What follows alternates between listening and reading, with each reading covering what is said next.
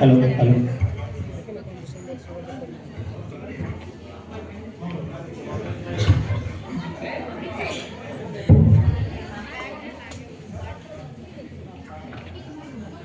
जी महाशय, बच्चे का नामांकन के लिए हम आए हैं। प्रिंसिपल साहिबा से मिलना है। अच्छे बच्चे का नामांकन करवाना है। जी जी महाशय। चलिए आपको ले सकते हैं।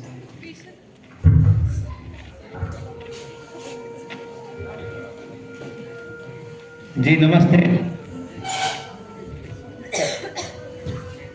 बच्चे के दाखिला के लिए आए हैं। ये बच्चे पहले महू के विद्यालय में थे। अच्छा, महू के विद्यालय में। जी। नाम क्या है? रामू, आप इन्हें शास्त्री जी की कक्षा में ले जाए, वो देख लेंगे कि ये बच्चे किस कक्षा में जाने लायक है। ठीक है।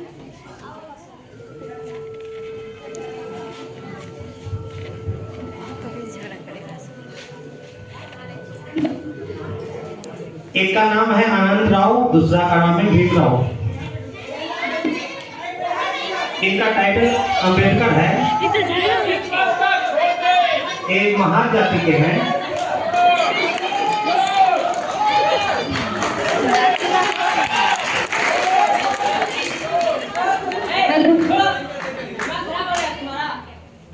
तुम्हारी इतनी हिम्मत कि तू ये लड़के से सप्लाई करेगा?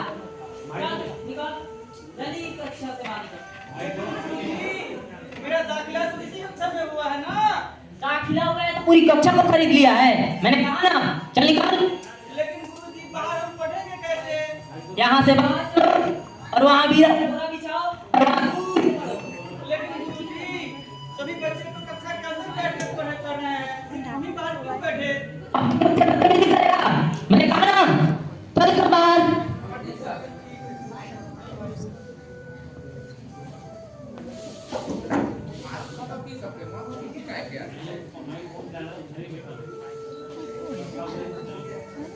सभी बच्चे ध्यान पूर्वक देखे बोर्ड पे।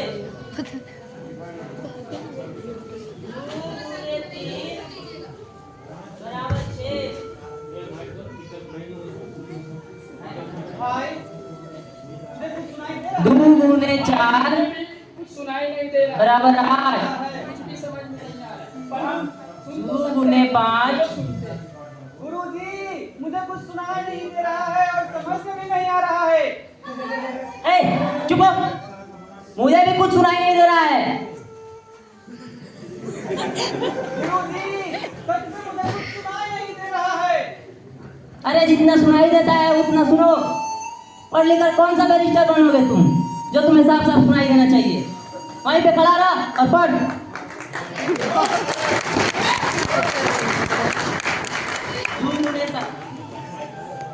अब एक क्वेश्चन कौन बनाएगा?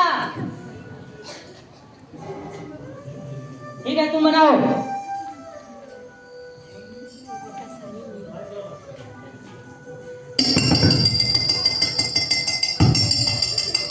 टिफिन हो गया।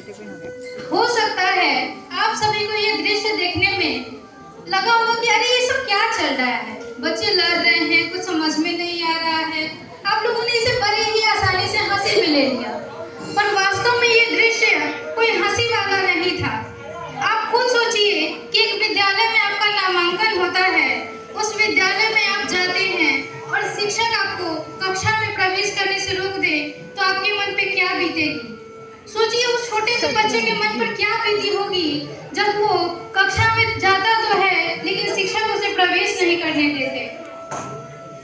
इन सब से हतोत्साहित होकर भीम घर की ओर चल देता है और वो घर जाकर अपने पिता से कहता है कि पिताजी, मैं उस विद्यालय में नहीं जाऊंगा क्योंकि मुझे कक्षा में भी प्रवेश नहीं करने दिया जाता। तब उसके पिता उसे कुछ बात समझाते हैं जिसे मैं कुछ पंक्तियों में व्यक्त करना चाहूंगी। उसके पश्चात आप घर का दृश्य देखेंगे और वो है कि तूफान भी अक्सर वहां हार जाते हैं जहां कश्तियां अपनी जिद पर अड़ी रहती है। आइए देखते हैं कक्षा घर का दृश्य।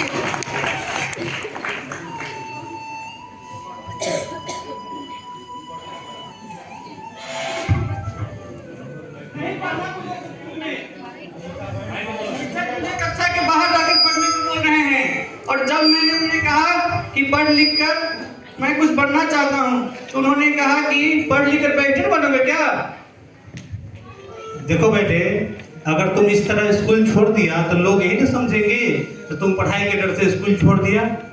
लड़ के पढ़ो, लड़ोगे तो घोड़े कहलाओगे।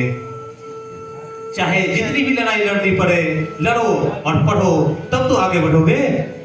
जी बापूजी।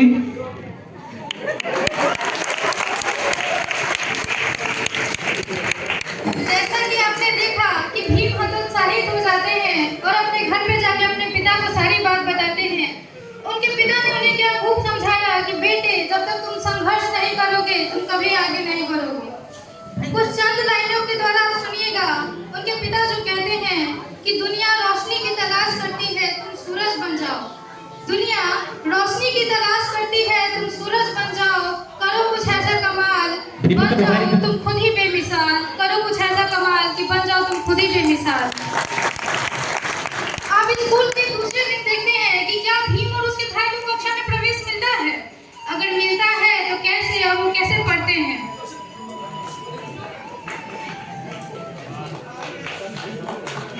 भाई स्कूल चलते हैं, देखते हैं अच्छा होता है कि नहीं।